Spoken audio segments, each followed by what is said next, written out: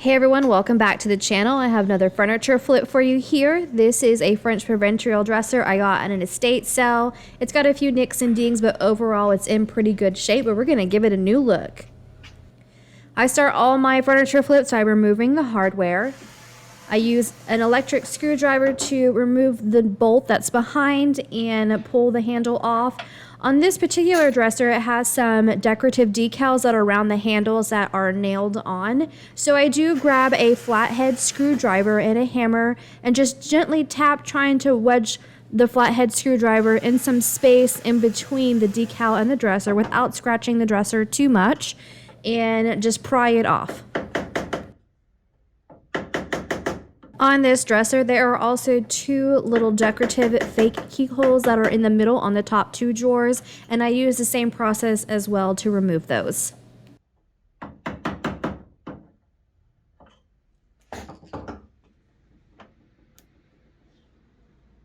Once the hardware is completely removed, it's time for cleaning. I'm using Rust-Oleum's cleaner and degreaser. I spray a little amount onto the surface of the dresser, scrub it with a kitchen sponge to get into all the crevices in detail, and then come back over it with a paper towel to wipe up any cleaner, dust residue, anything that's remaining behind, to get a nice clean surface before sanding.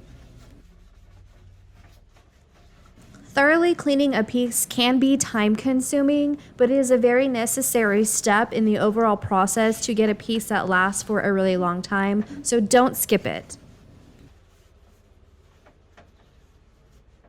If you are new to the channel, I have about 8 years experience flipping furniture, although I just started my YouTube channel, so that's pretty new, but you are definitely in the right place if you like to see furniture flips and staining and projects that you do yourself around the house, so go ahead and hit that subscribe button.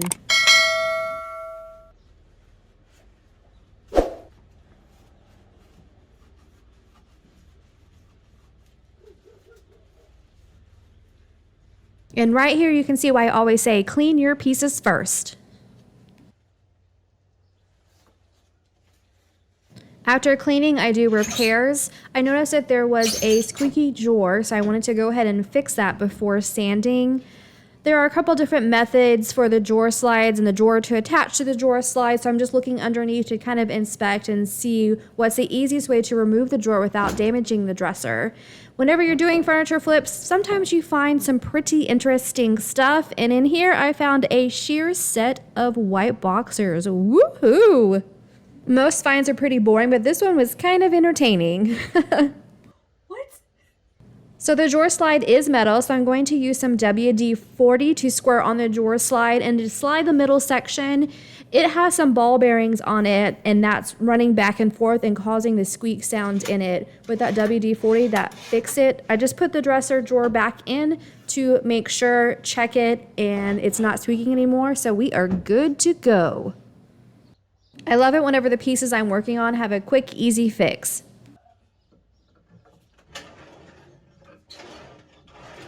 Next, I grab a bowl of warm water and a clean, lint-free cloth to wipe over the entire surface. I'm doing this step to make sure that there is not any lingering dirt or oil, dust residue, any of that, and also to wipe down and make sure I'm removing any remaining cleaner. I let the surface dry for about 30 minutes.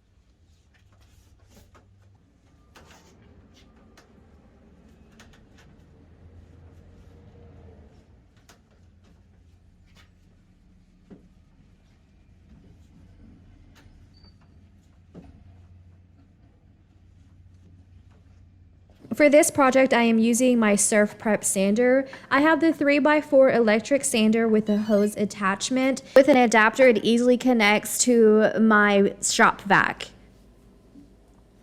I like to use the Surf Prep sander because there is a foam pad between the sandpaper and the sander, so it makes navigation over the curvy details of this dresser easy. And it also allows you to get the Surf Prep sander into all the details and creases and crevices, so you get a total sanding all over and you don't have to hand sand anything. Also, with the shop vac attachment, it sucks up most of the dust, so there's very little dust residue left after sanding. After sanding, I use a clean, damp, lint-free cloth to wipe off any remaining dust residue. I am using Zinsser's Bullseye 123 primer for all surfaces. This is a water-based primer. For the 3M AccuSpray, when the nozzles are up and down, that means you spray up and down. And to spray horizontally, you want the tips of the nozzles side by side, and you can move your gun side by side. You can see the nice range of spray that I'm getting here. I just went over the direction of spraying according to the nozzle because I had someone point out to me that I've actually been using this gun for about a year and I memorized the manual wrong, so I've been spraying my furniture pieces wrong for an entire year. You know, we all make mistakes and we don't know everything. Sometimes we get really excited about new toys, just kind of skim over it, don't do thorough research, and just go at it and then just go from there. I am guilty of that, as I'm sure everyone else is. So don't be like me, do a little bit more research and be thankful when you have friends point out whenever you're doing something wrong. Thank you so much, That Shabby Guy. Spraying with my nozzle in the right direction made the process a whole lot faster. I added a layer of primer, let that set for 2 hours, and then I came back with a sanding sponge. It's a 220 grit sanding sponge to lightly go over the surface. I'm not really using any pressure here because I don't want to remove my primer, but I do want to smooth out any possible bumps from spraying.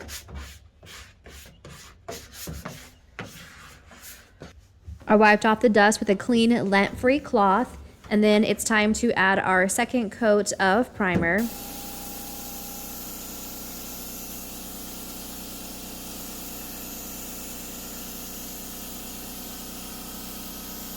After the second coat of primer, I let the piece set overnight. I go ahead and start on the handles with some Dawn's dish soap and some warm water. And then I use those little spare toothbrushes they give you at the dentist when you get your teeth cleaned is what I clean off my handles with. Thoroughly rinse them and then set them to dry overnight as well. The next morning, I grabbed that 220 grit sanding sponge and lightly went over the surface again.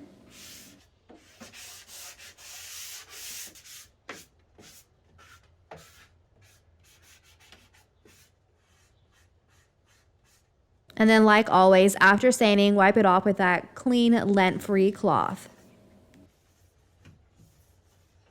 I saw another furniture painter, I don't know if it was on YouTube or Instagram, but they had left the drawers inside the dresser but went ahead and taped off to keep the paint from spraying inside.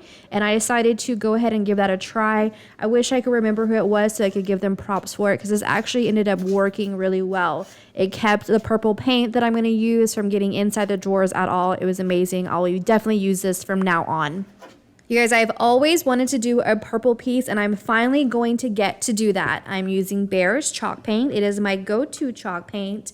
I decided on a very bold but not dark color and it's called Euphoric Magenta. I had spoken to Behr previously about spraying their paint. On their website, they only list rolling on or brushing on their paint, and it's only because they have not tested spraying it. They suggested only watering the chalk paint down per quart, only 2 ounces of water. So I'm going to go ahead and try this method and see how that works. The 3M AccuSpray gum comes with a couple different nozzles. The nozzle I'm using here is the orange one. It is the 1.4 millimeter nozzle. It's the one that I just started using to spray my chalk paint with, and it's the one that I like. I do try a different nozzle here later. It's a nozzle that I saw other chalk painters that use this gun, and it actually didn't work out well for me, so we'll see what happened here in a little bit. I always like to show my method of spraying the drawers. I like to turn my nozzle to the horizontal spraying, and it goes side to side over the top of the drawers. And then I push them in a little bit more so the sides are lined up, and then do the vertical spray to go up and down the side. Push the drawers all the way in and then back to the horizontal setting on my gun and spray side to side the faces of the drawers. I've tried a couple different methods and I just found that this is what works best for me. You guys, I am really loving this Euphoric Magenta. It's just a gorgeous purple. Now it isn't one of the suggested chalk paint colors that comes in a little pamphlet at Home Depot. It is one of the regular Behr paint colors, maybe the marquee Behr paint. I don't really remember. But most of the colors of the Behr paint you can have added to the chalk paint formula and turn it into chalk paint, which is what I did.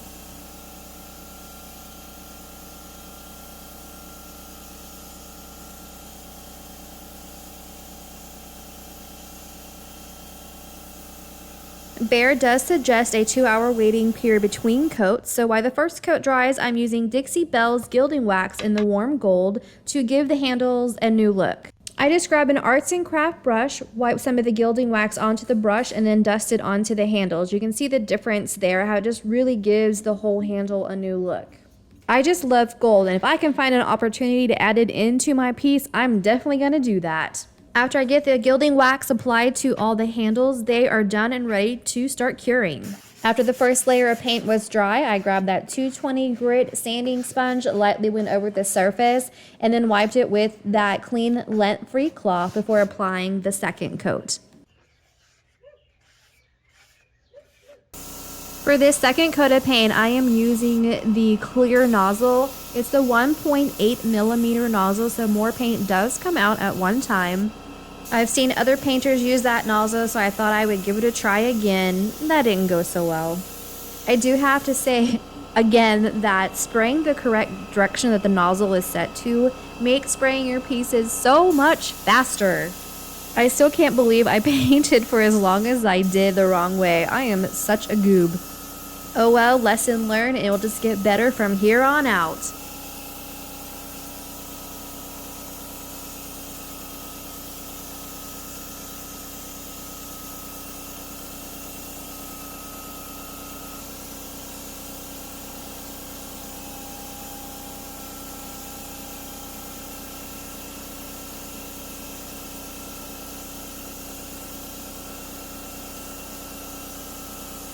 Alright, so after the paint dried for 2 hours, you can see some dripping there. That's happened to me twice now using that 1.8 millimeter nozzle, so I just won't use it anymore. It's not the nozzle for me. The 1.4 millimeter nozzle is the nozzle for me to use when I am spraying my chalk paint. I grabbed that 220 grit sanding sponge after sanding down that dripped area, went over the entire surface and wiped it free with that clean lint-free cloth before I add a third and final coat of paint. While spraying the first layer of paint with my 1.4 millimeter nozzle, I noticed that it did struggle a little bit with the 2 ounces of water that Behr suggested. So I went ahead and poured a third of the can into my holder and added a whole other tablespoon of water. That did work much better, but I felt like it could have been watered down even a little bit more than that. After putting on my mask, it is time to get back to spraying.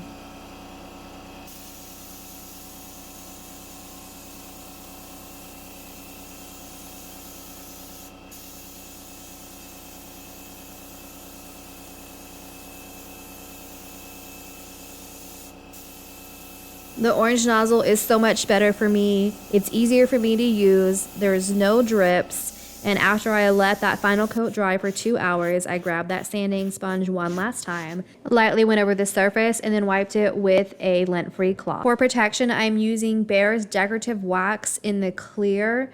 This is a purple piece, so I happen to have a purple t-shirt in my workshop, so I'm using a piece of that to wipe over the surface. I have learned working with wax, if you have a similar color of t-shirt to wipe the wax on, there's way less lint for you to have to worry about showing. So if you use a white t-shirt on a black piece, that usually doesn't end up working very well, but a black t-shirt on a black piece would. Vice versa, same thing, whatever. The purple t-shirt worked out well for adding this wax to the purple piece. So I let that dry for 15 minutes, buffed it, came back, add a second layer of the wax, let that also sit for 15 minutes, and then grabbed my clean lint-free cloth to buff it. This is like a bartender towel that I like to buff my pieces with. All right, after protection, we are ready to put the handles back on. You can also see here how well taping the drawer really worked.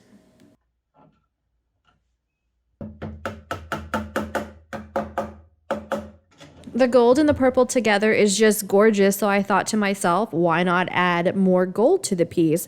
But I quickly decided against that and grabbed the Behr's decorative wax in clear and that purple t-shirt piece and just easily wiped off the gold that I had added. And we're done, so here is a look at our before